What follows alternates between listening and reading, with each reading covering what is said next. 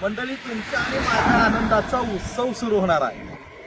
अर्थात आपल्या घरात आता गणपती बाप्पा येणार आहेत। गणपती बाप्पाचं आगमन म्हटलं की लहान थोरांना आनंद झालेला असतो। अनेक ठिकाणी गणपतीचं आगमन, गणपती उत्सव हा वेगवेगळ्या पद्धतीने साजरा केला जातो, पण याच्यात नाव घेतलं जातं ते कोकणातल्या गणपतीचं। कोकणातला गणपती बाप्पा हा नेमका असतो कसा, त्याची प्रतिष्ठापना कशी केली जाते, कसं होतं कोकणातल्या गणपतीचं आगमन, हे सगळं आपण आता या व्हिडिओच्या माध्यमातून बघणार आहोत। अधिकचा वेळ न घेता चला थेट कोकणात जाऊयात।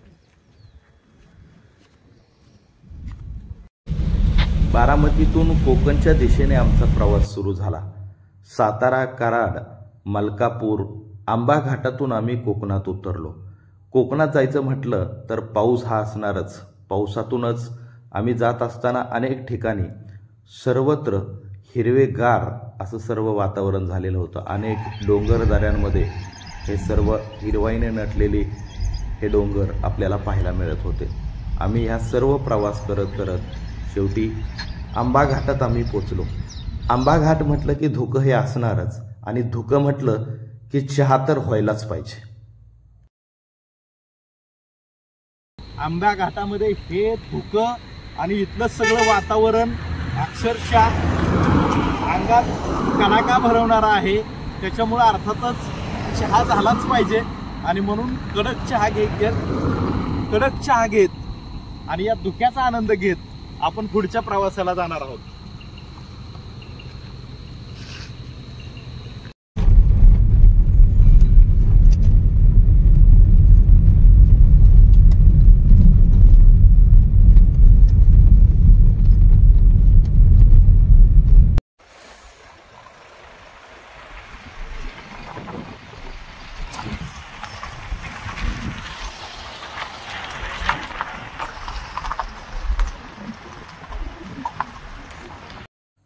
दाट धुक्यातून वाट काढत आम्ही शेवटी आमच्या मुक्कामाच्या ठिकाणी पोचलो। श्री क्षेत्र नानीज धाम या ठिकाणी आम्ही मुक्काम केला। रात्री आराम केल्याच्या नंतर सकाळी उठलो आणि ज्या गोष्टीची आम्हाला उत्सुकता होती तो दिवस सुरू झाला होता कोकणातल्या गणपती आगमनाचा। आणि आज कोकणातलं गणपती आगमन काय असतं हे आपण पाहणार आहोत।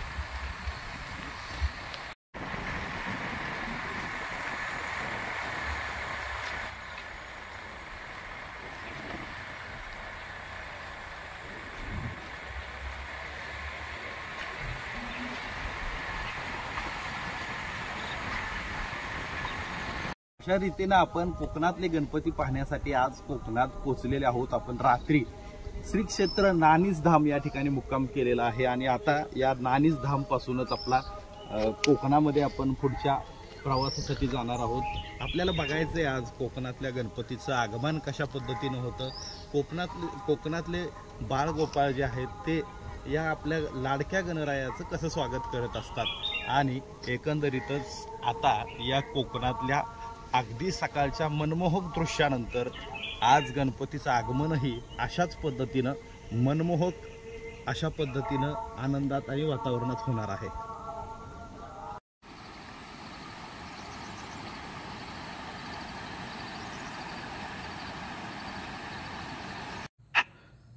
रत्नागिरी जिल्ह्यातील लांजा तालुका असलेल्या तरवडे या गावाच्या हद्दीमध्ये आम्ही पोचलो।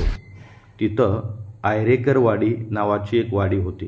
इथले लोक गणपती आणण्यासाठी जवळच असलेल्या तापेकरवाडी या गावामध्ये गणपती घेण्यासाठी चालले होते। या गावाकडे जाणारा रस्ता बघून सुरुवातीला आमचा विश्वासच बसला नाही की इकडे पुढे गाव आहे। शेवटी आम्ही ज्या ठिकाणी पोचलो त्या ठिकाणी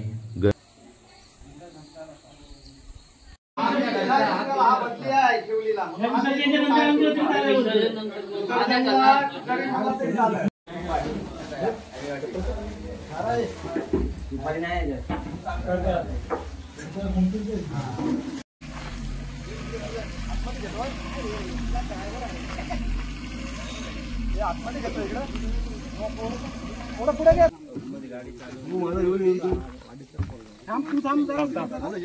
खाली बसून आले हो बरे बरे येईन मी सही पण आले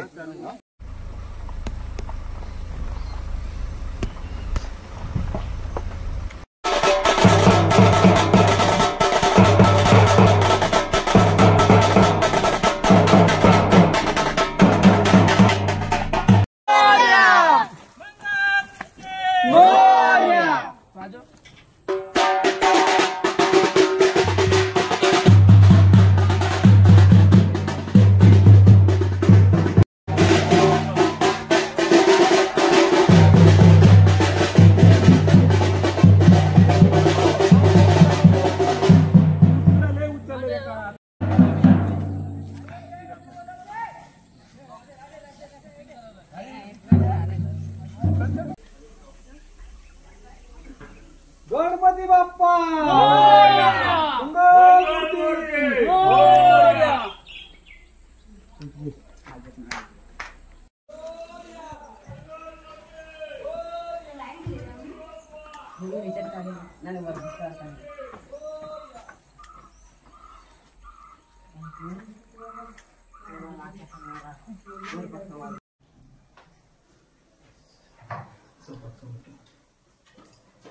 गणपती बाप्पा मंगल मूर्ती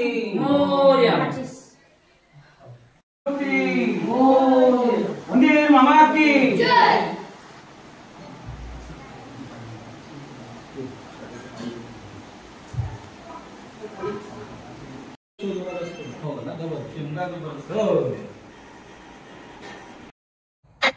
गणपतीचं घरात आगमन झाल्याच्या नंतर संपूर्ण कुटुंब अत्यंत मनोभावाने गणपतीची पूजा करत असतं. प्रतिष्ठापनेच्या अगोदर सर्व काही पूजेचं साहित्य घरातील सर्व सदस्य घेऊन बसलेले असतात.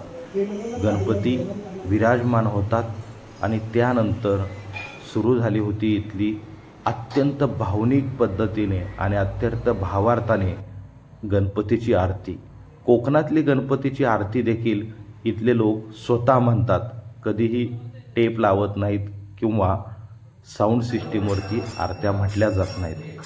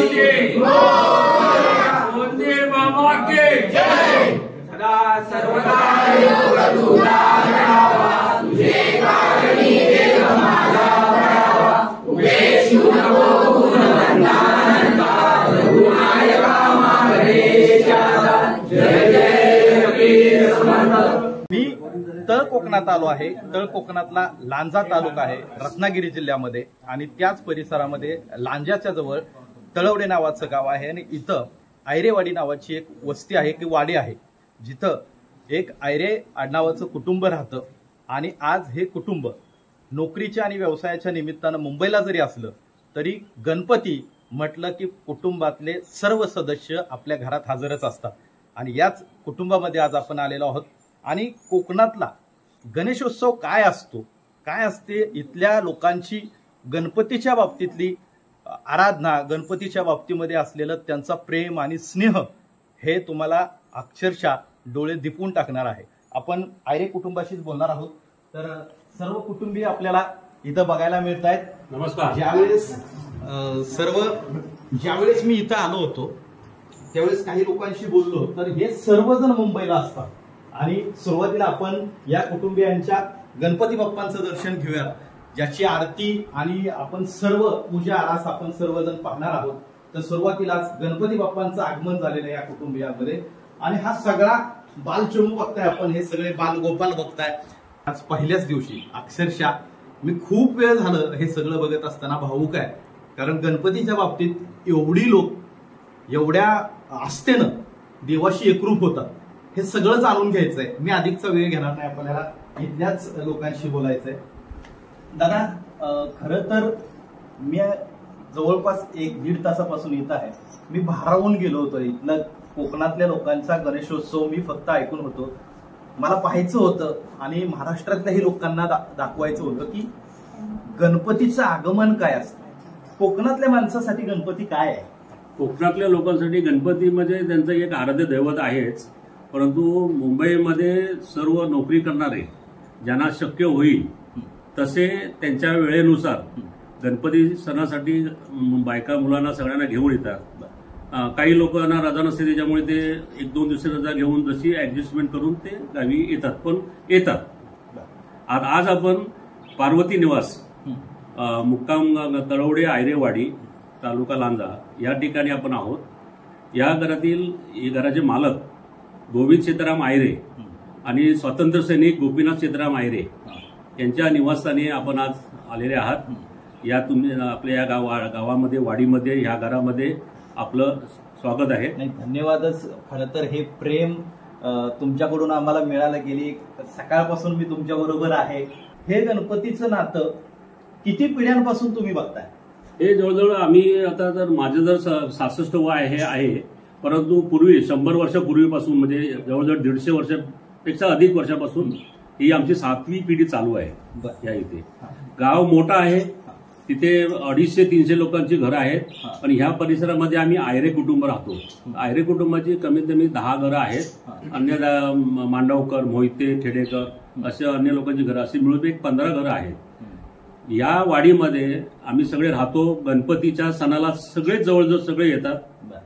गणपती सण विसर्जन झाला गणपतीचं की या घरामध्ये फक्त एक 2-3 घरामध्ये थोडी 10-1 माणसं असतात, बाकी सगळे मुंबईला जातात, निघून जातात. तसेच होळीसाठी येतात. ज्यावेळी होळी म्हणजे आमच्याकडे एक पालखी येते. आमची गावदेवाचं देऊळ आहे, तिथून नागेश्वरची पालखी प्रत्येकच्या घरी येते आणि तिचं आम्ही आगमन होतं तेव्हा तिला घेण्यासाठी आम्ही सगळे मुंबईवरून येतो. घरी घेऊन त्यांची पूजा करतो. ही प्रत्येक जेवढी घरं आहेत त्यांच्या घरामध्ये जाते. आपण बघतोय की सांगितलं यांनी की गणपती बरोबरच कोकणातला शिमगा सुद्धा आपल्याला माहिती आहे.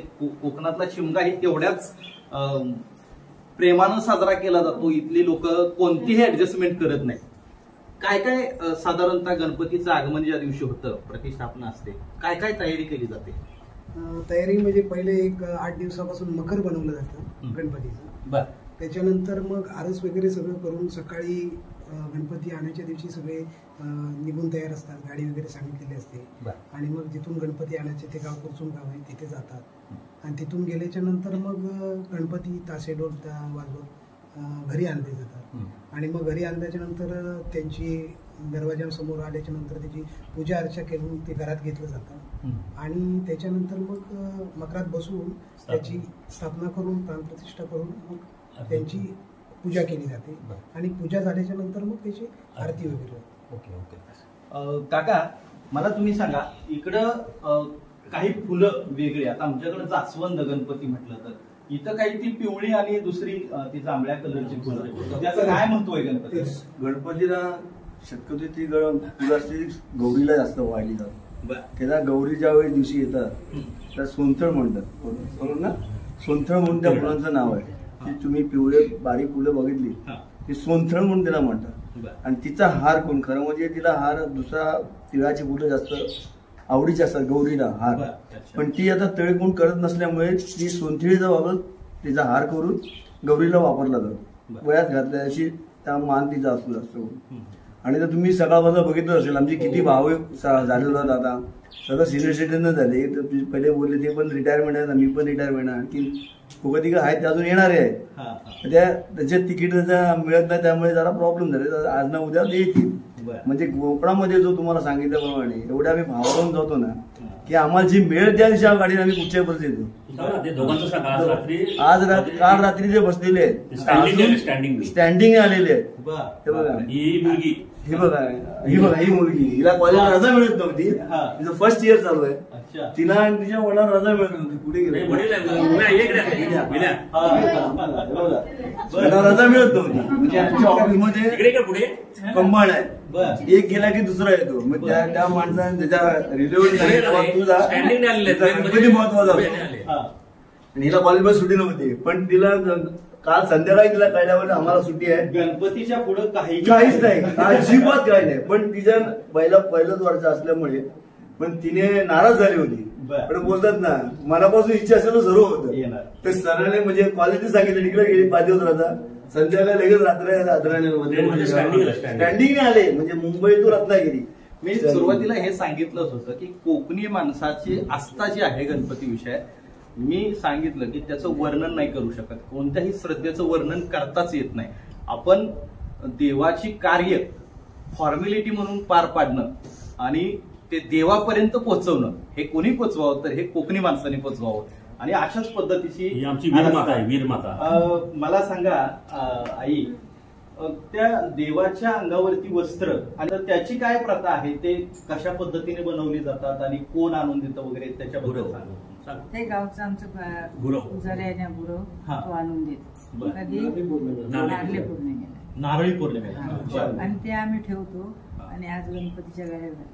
अच्छा, नारळी पौर्णिमेलाच ते येतं वस्त्र आणि ते. आणि ऐकलं का, या वीरमाता आहेत गोपीनाथ जे स्वातंत्र्य सैनिक होते ना, त्यांच्या या पत्नी आहेत. म्हणजे आम्ही आई म्हणतो, या वीर पत्नी. ते तुम्ही सांगा, त्यांना नाही बोलताय ना. ठीक आहे. तर अजूनही आपल्याला काही तरुण मंडळी आहेत की जे ह्या गणपतीची सकाळपासून आपण बघत होतो की पूजा करतायत, जसं की आणण्यापासून. दादा, हे नवीन जोडलं आहे. तुम्ही सकाळपासून पूजेत वाहून घेतलं होतं. खरं तर अलीकडची पिढी आपण बघतो देवापासून लांब चालली आहे.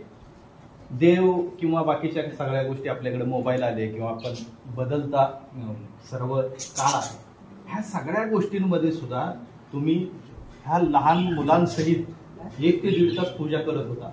काय भावना असतात देवाबद्दलची, गणपतीबद्दलची भावना? ऍक्च्युली म्हणजे मला सुट्टीच नव्हती. ऍक्च्युली काल मी संध्याकाळी माझे बॉस आहेत तर ते डेंग्यूने आजारी आहेत, म्हणून मला सुट्टी नाही दिली होती. तरी पण मी 8 दिवसाची सुट्टी टाकली का, म्हटलं आल्याच्या नंतर बघू आपण काय असेल. पण गणपतीबद्दल श्रद्धा असते.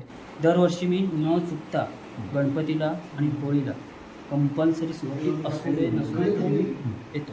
अच्छा. आणि गणपतीबद्दल जे आता आपण जेव्हा मनोभावाने पूजा करतो तेव्हा आपल्याला एक आत्मसमाधान मिळतं. गणपतीमध्ये आता 2-3 मी ऐकलं की रजा नाही.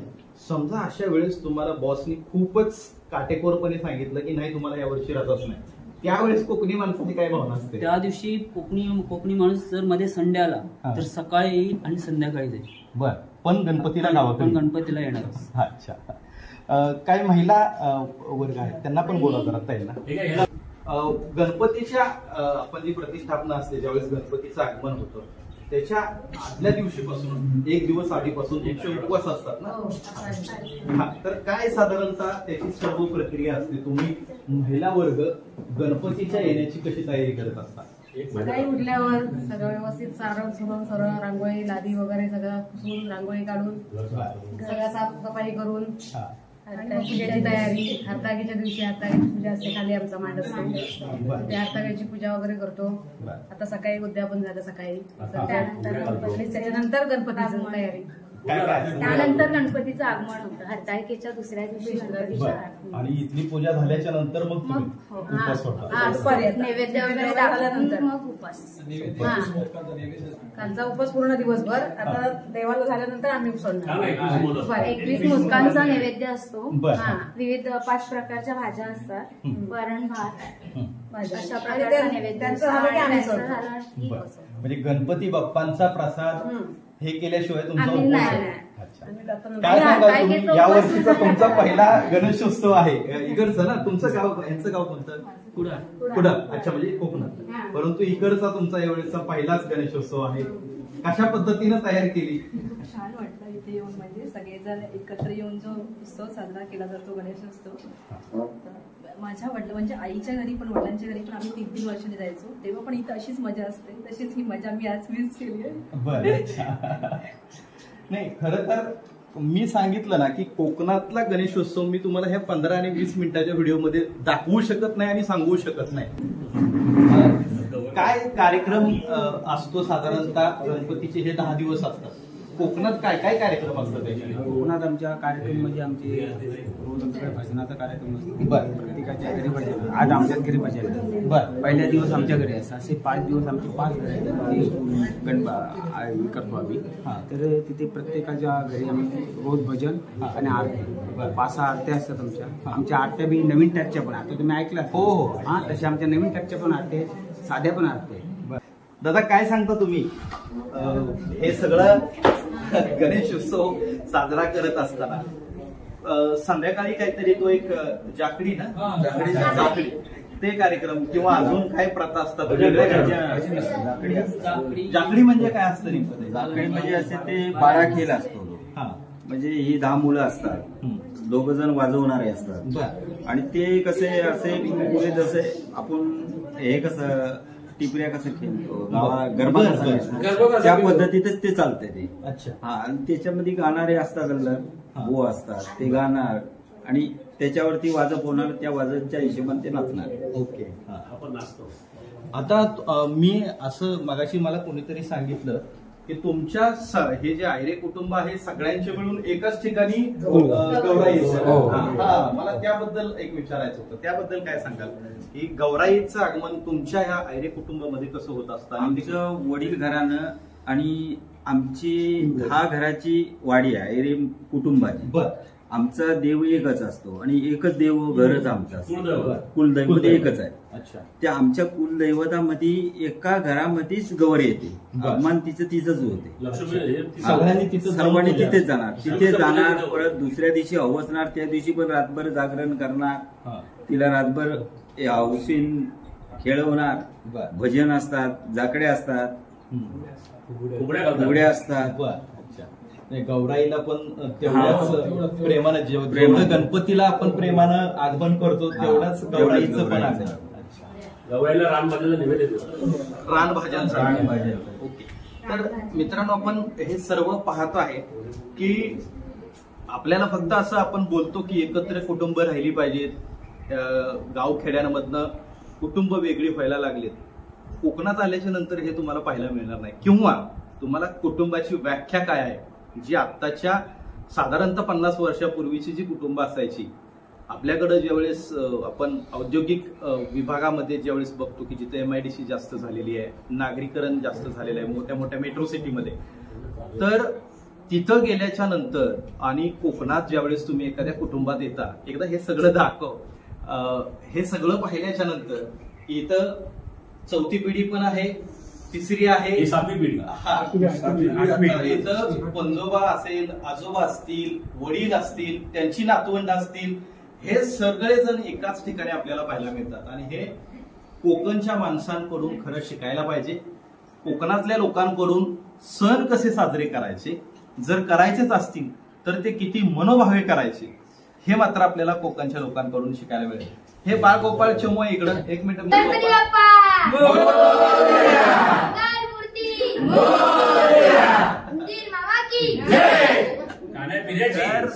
आपण बघतोय की हाच उल्हास गणपतीचा विसर्जन होईपर्यंत, शेवटी विसर्जनाचा दिवस हा कोकणी माणसासाठी किती दुःखाचा असणार आहे हे सांगूच शकत नाही. कारण आनंद मी बघत होतो की गणपती आणतानापासून ही छोटी छोटी मुलं जी काही तयारी चालली होती महिलांची, मुलींची, सर्व ज्येष्ठ नागरिकांची, त्याच्यामुळे इथलं वातावरण अक्षरशः मला एकदाही वाटलं नाही की मी एखाद्या घरात आहे. खूप वेळ वाटत होतं की आपण कुठल्या तरी मंदिरात बसलोय आणि या मंदिरामध्ये गणपती बाप्पांचं आगमन झालंय आणि साक्षात गणपती बाप्पा आपल्या घरात कसे आणावेत आणि ते कसे प्रकट व्हावेत, कोकणी माणसांना हॅट्स ऑफ आहे, सलाम आहे. गणपती बाप्पा, गणपती बाप्पा, मंगल मूर्ती, उंदीर मामा की